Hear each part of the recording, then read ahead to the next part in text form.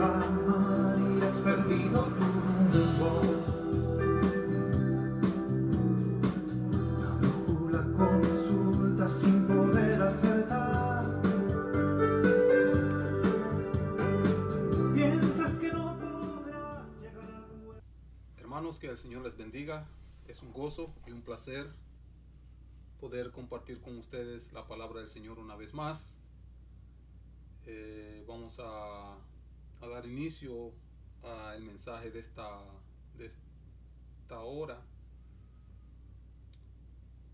a través de una oración, rogándole al Señor que nos ayude y que abra nuestros corazones, nuestros entendimientos para poder comprender su palabra y ponerla por obra. Vamos a orar, hermanos. Eterno Padre Celestial, te damos gracias, Dios Todopoderoso, por tu misericordia, por tu generosidad, por permitir, Padre Celestial, que tu palabra, Señor, pueda ser transmitida una vez más y que obres de tal manera, Padre Eterno, que ella pueda ser de provecho para nosotros. Ayúdanos a poner atención, Padre Celestial, y abre nuestros corazones. Te lo rogamos en el nombre precioso de tu Hijo Cristo Jesús. Amén. Amén. Hermanos, ya estamos familiarizados con el tema que en esta hora hemos de continuar, y el mismo tiene por título Alimento Espiritual número 2, ya que es la continuación y el resumen de, de nuestro tema anterior, alimento espiritual. Y no hay dudas que el alimento es una de las cosas más importantes para el correcto funcionamiento de nuestro cuerpo. No tenemos la más mínima duda de eso. Y como personas llenas de orgullo, quisiéramos dar la impresión en algunas ocasiones de que el alimento para nosotros fuera una opción y no una necesidad. Quisiéramos dar la impresión de que comemos porque queremos y no porque necesitamos comer. Esa es la impresión que quisiéramos muchas veces dar, como si no tuviéramos necesidad de los alimentos, sino que fuera una opción. Pero la realidad de las cosas es que el alimento no es un deseo, sino una necesidad. Es esencial para el desarrollo, para la supervivencia. Y en momentos de crisis y dificultades, no solamente pensamos en el alimento como fuente nutritiva, sino también como fuente de paz y calma. Es una realidad, muchas veces llegan circunstancias difíciles y no solamente pensamos en el alimento como una fuente de alimentación, pero también como una fuente de paz, como las circunstancias y las situaciones que se están dando actualmente, donde las personas, en su afán por acumular mucho alimento en sus casas, se agolpan, pelean, discuten y tratan de conseguir la mayor cantidad para preservar, para así poder estar tranquilos y poder tener paz, tener tranquilidad sabiendo que la nevera está llena y de que la bodega está llena de alimentos para los días venideros. Y me gustaría detenerme aquí por un instante y decir que no estamos autorizados por Dios bajo ninguna circunstancia para pensar y usar los alimentos físicos o materiales como la fuente de beneficios espirituales que nos traigan paz, tranquilidad, gozo, alegría. Estos son beneficios espirituales que Dios nos da de forma directa en Cristo Jesús. La paz, el gozo, la alegría, estas cosas vienen directamente de Dios a través de su Hijo Cristo Jesús. Entonces es un error pensar que los alimentos pueden dar tales beneficios. Vamos a mencionar un ejemplo de este error de pensar que los alimentos pueden producir tales beneficios. El ejemplo lo encontramos en el libro de Números, en su capítulo 11. Estoy leyendo en el libro de Números, capítulo 11, verso 1, donde nos dice lo siguiente: aconteció que el pueblo se quejó a oídos de Jehová, y lo oyó Jehová, y consumió uno de los extremos del campamento, y ardió su ira, y se encendió en ellos fuego de Jehová, y consumió uno de los extremos del campamento.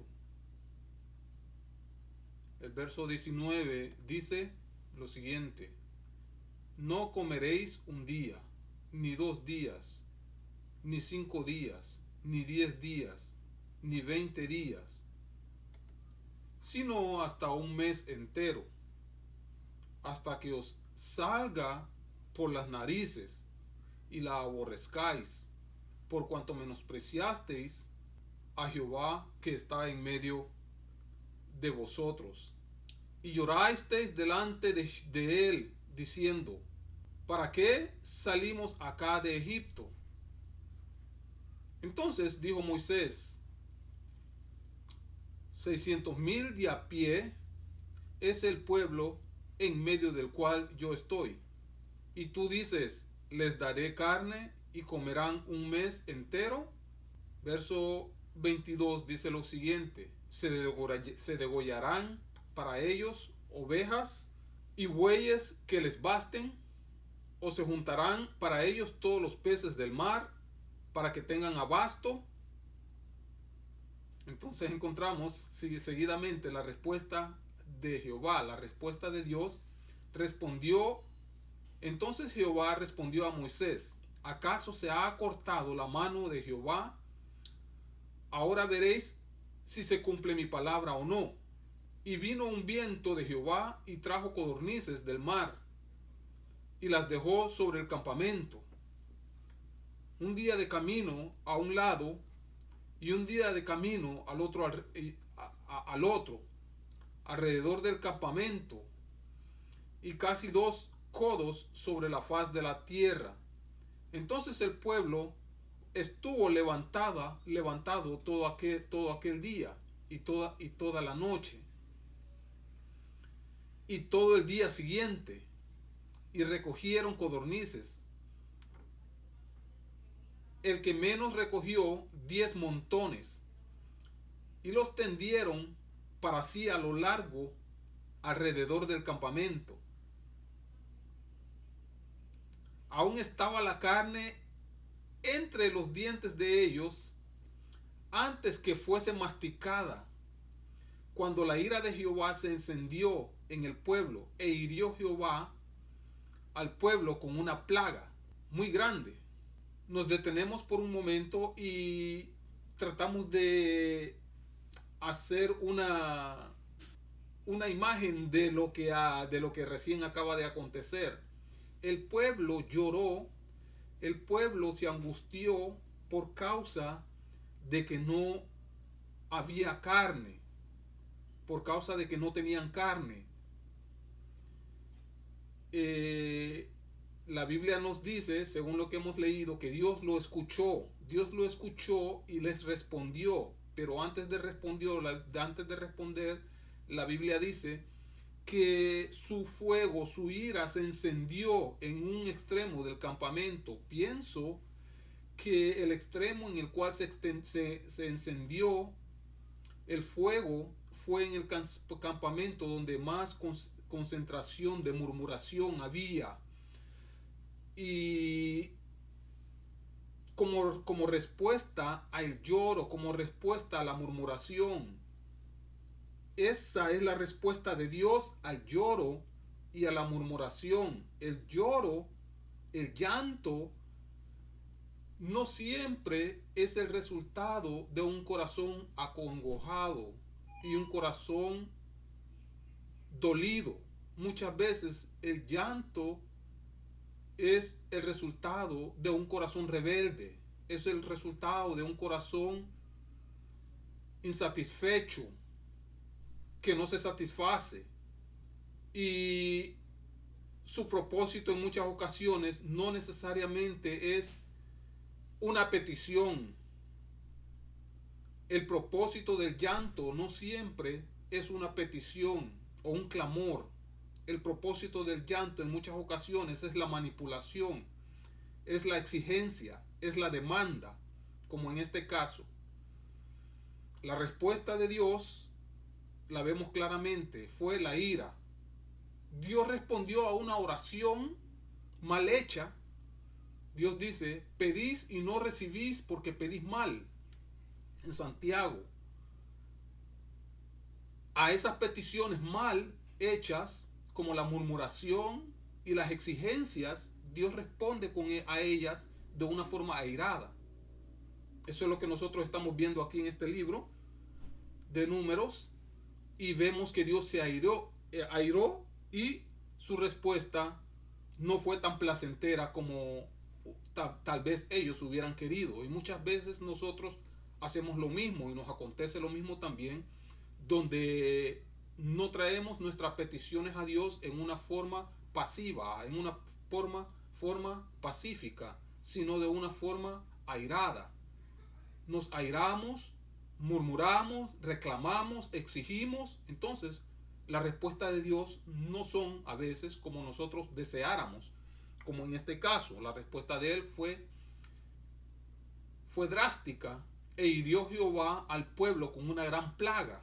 Eso es lo que nosotros vemos, ¿verdad?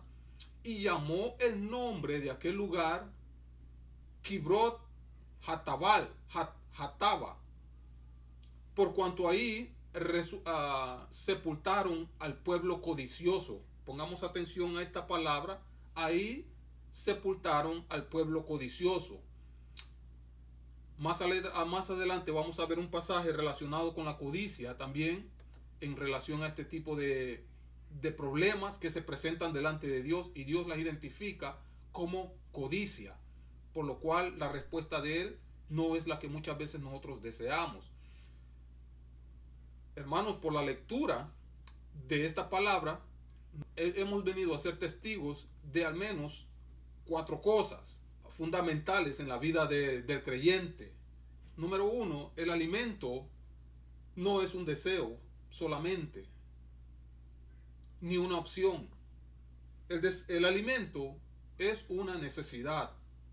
Número 2, no somos nosotros, pongamos atención hermanos, no somos nosotros quienes designamos ni asignamos el alimento para nosotros mismos.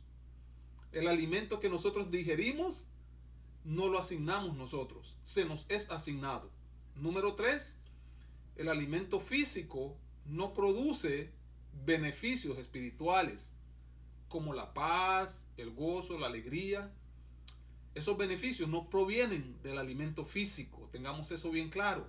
Muchas veces estamos confundidos con eso. Pensamos que los alimentos físicos son la fuente de nuestro gozo, de nuestra alegría, de nuestra paz. No es así. Debemos corregir esta mala idea, este mal pensamiento que hay en nosotros muchas veces. Debe ser corregido. Dios es la fuente de estas cosas. Número 4, tratar de cambiar el alimento asignado para nosotros dará como resultado la debilidad, la desnutrición y hasta la muerte espiritual. En este caso me refiero a la apostasía, que en muchos casos se da por la apostasía. La carne es parte fundamental de nuestra dieta. Y es el elemento que, aparte de los nutrientes y vitaminas y proteínas, contribuye al gusto y al paladar, ¿verdad? Es la carne la que nosotros entendemos que le da sabor, que le da gusto al alimento. Entonces viene a ser parte muy importante de nuestra dieta. Pero notemos que la carne fue siempre parte de la dieta alimenticia de los israelitas. Y no encontramos prohibiciones en relación a comer carne. La única prohibición que encontramos se encuentra en Génesis. Es la de comer sangre. Esa es la única prohibición que encontramos ahí en el libro de Génesis, donde nos dice, capítulo 9, verso 3, todo lo que se mueve y vive os será para mantenimiento, así como las legumbres y plantas verdes. Os he dado todo, pero carne con su vida, que es su sangre, no comerás. O sea, se nos prohíbe la sangre, pero no se les prohíbe la carne. O sea, de que la carne siempre fue parte de la dieta alimenticia de los israelitas, como lo ha sido de nosotros también. Entonces, pero a partir de esta rebelión que nosotros acabamos de ver actualmente, a partir de esta rebelión del pueblo de Dios, los israelitas, al comer carne bajo ciertas circunstancias, vino a ser asociado con la rebelión. A partir de esta situación, el comer carne bajo ciertas circunstancias vino a ser asociado con la rebelión, como en el caso de los israelitas que demandaron y exigieron carne a Dios, ¿verdad? Vino a ser asociado con la rebelión. En el contexto de esta rebelión, la carne vino a ser un reemplazo de la palabra de Dios, como podemos observar en sus reclamos a Dios en el libro de Números, ahí mismo, capítulo 11, en el verso 4 nos dice, y la gente extranjera que se mezcló con ellos tuvo un vivo deseo, y los hijos de Israel también volvieron a llorar, y dijeron, ¿quién nos diera a comer carne? Nos acordamos del pescado que comíamos en Egipto, de balde, de los pepinos, de los melones, los puerros, las cebollas, los ajos. Miren bien, y ahora nuestra alma se seca. Pónganle atención a este argumento, porque nosotros no somos ajenos a este tipo de comportamiento, hermanos. Nosotros no somos ajenos. Lo que pasa es que muchas veces tenemos dificultades para identificar este comportamiento en nosotros, pero no somos ajenos a él. Ahora nuestra alma se seca, pues nada sino este maná ven nuestros ojos. Encontramos que para ellos el problema, ¿cuál era el problema para ellos? Era la palabra de Dios. Ese era el problema para ellos, la palabra de Dios. Muchas veces nosotros encontramos que el problema es la palabra de Dios. La palabra de Dios es la que no me permite hacer lo que yo quisiera hacer. Entonces concluimos que la palabra de Dios es el problema. Claro, no lo vociferamos, no lo exponemos abiertamente, pero solamente lo guardamos en nuestro corazón y actuamos secretamente en nuestro corazón en contra de esa palabra, porque consideramos que esa palabra es el problema. Ellos llegaron a la conclusión de que el maná que Dios había asignado para ellos era el problema, ¿verdad? No, nuestros ojos no ven otra cosa más que este maná. Entonces la palabra de Dios concluyeron que era el alimento. La palabra de Dios concluyeron que era el alimento asignado por Dios. Era el problema de su desnutrición. Eso es lo que dijeron ahí. nuestra alma se seca. Entonces ellos llegaron a la conclusión de que esa era la causa de la desnutrición, de que la alma de ellos estuviera seca, la palabra de Dios. Nuestra alma se seca por causa de este maná. El libro de Números, que es la recopilación de Éxodo, lo explica de otra manera y dice que ellos atribuyeron al alimento asignado por Dios la causa de su frustración, de su enojo, de su infelicidad, ¿verdad? Y concluyeron que la carne sería la solución al problema. Entonces, como ustedes se darán cuenta, estas conclusiones a las cuales está llegando el pueblo de Israel es un problema grave. Así que demandaron carne. No pidieron carne, sino que demandaron, exigieron carne, ¿verdad?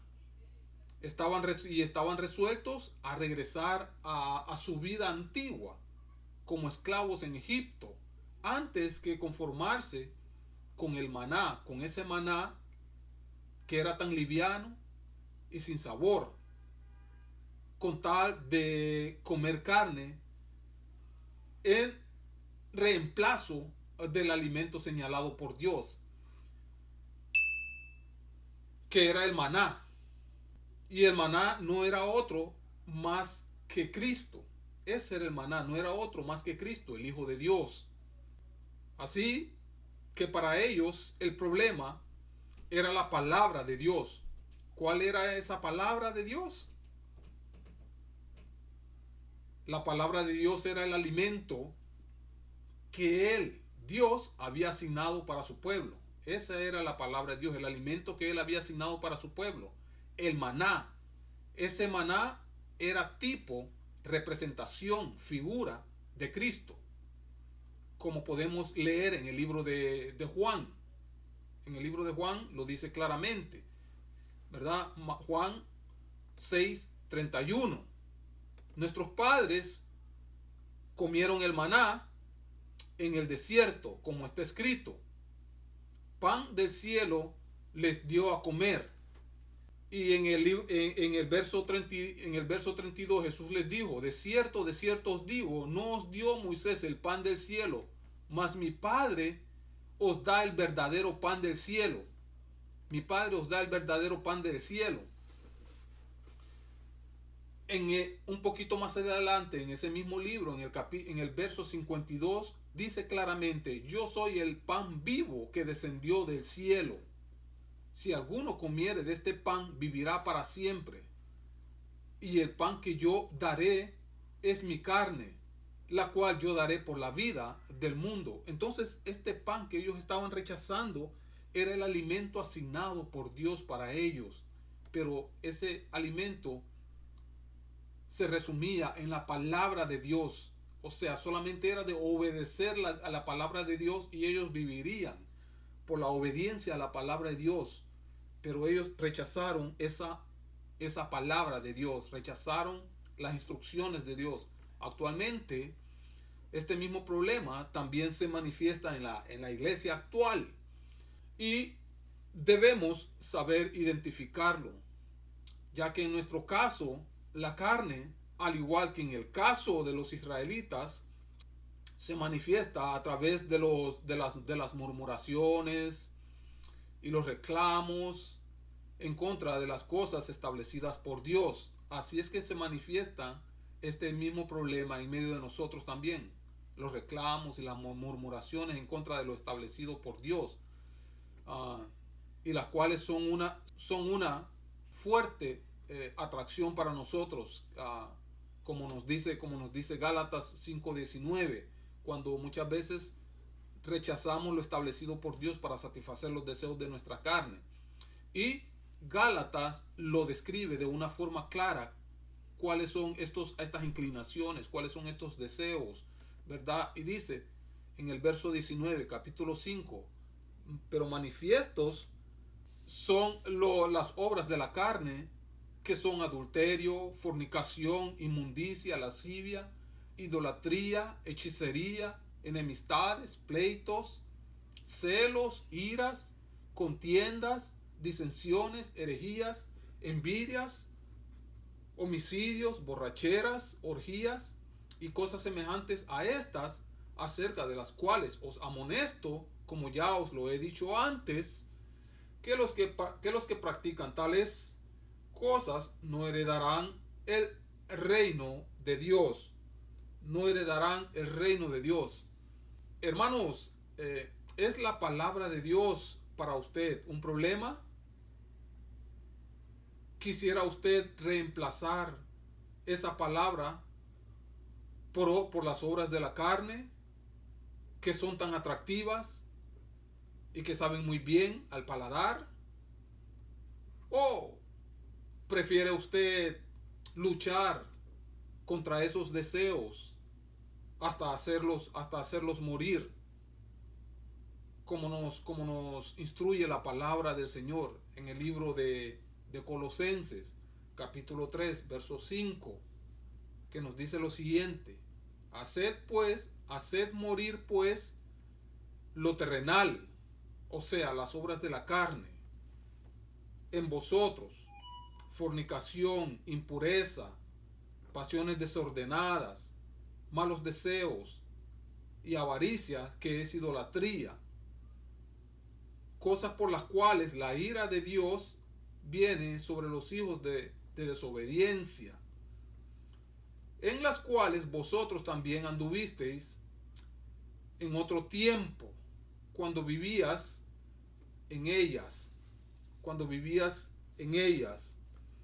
O va a demandar carne como reemplazo de la palabra, como hicieron los israelitas, por lo cual fueron puestos, por ejemplo. Ellos fueron puestos como ejemplo, como dice Primera de Corintios capítulo 10, verso 8, donde se nos dice: ni forniquemos como algunos de ellos fornicaron y cayeron en un día 23,000. Este fue el resultado de aquel día donde se encendió la ira de Jehová y consumió el campamento de los israelitas. Primera de Corintios 10:6 dice: mas estas cosas sucedieron como ejemplo para nosotros, para que no codiciemos cosas malas como ellos codiciaron. Para que no codiciemos cosas malas como ellos también codiciaron. Hermanos, habrán ocasiones en que deseáramos reemplazar la palabra de Dios por estas cosas. Es muy probable que lleguen esos momentos a nuestras vidas donde deseáramos que estas cosas fueran también parte del evangelio. Claro que no lo vamos a expresar de forma abierta, pero sí de forma discreta. Posiblemente deseáramos que el adulterio, la fornicación, la idolatría, la hechicería, etcétera, fueran parte del evangelio que nosotros predicamos, ¿verdad? Dependiendo en qué nivel espiritual pudiéramos encontrarnos. Muchas veces encontramos situaciones donde en muchas veces nosotros o otras personas se encuentran en el evangelio practicando ciertas conductas contrarias a lo que la palabra del Señor demanda, y da la impresión que siempre tienen una defensa en contra de esa conducta. Siempre hay una defensa en contra de esa conducta. Quisieran que esa conducta fuera parte del sistema eclesiástico en muchas ocasiones, y se han dado casos donde, como en el caso de la homosexualidad, ha sido introducido en la iglesia. En muchos casos, el caso del adulterio ha sido introducido en la iglesia, donde en muchas iglesias el adulterio ya es parte del desarrollo de esa iglesia. En muchas iglesias el homosexualismo ya ha venido a ser parte de esa iglesia, y así muchas prácticas se van introduciendo porque está dentro del corazón de las personas en muchas ocasiones. y han querido reemplazar la satisfacción, han querido reemplazar los deseos de la carne por la palabra del Señor. La palabra del Señor por los deseos de la carne, perdón. Y este fue precisamente el problema con los israelitas, que ellos reemplazaron la palabra del Señor por los deseos de la carne. El Señor respondió, pero ustedes vieron cuál fue la respuesta del Señor. Fue una respuesta no satisfactoria, ¿verdad? Él respondió con fuego, quemando el campamento y matando 23,000 personas. El Señor Jesús no puede ser más claro en cuanto a esto, y dice que no podemos servir a dos señores. No podemos, hermanos, servir a Dios y servir a los deseos de nuestra carne al mismo tiempo. Debemos comprender esto y ser tan efectivos y tan claros como el Señor. Hermanos, ha sido un placer para mí poder compartir con ustedes esta palabra. Que el Señor les bendiga y vamos a ponerla por obra. Hasta entonces, nos vemos en otra ocasión. Amén.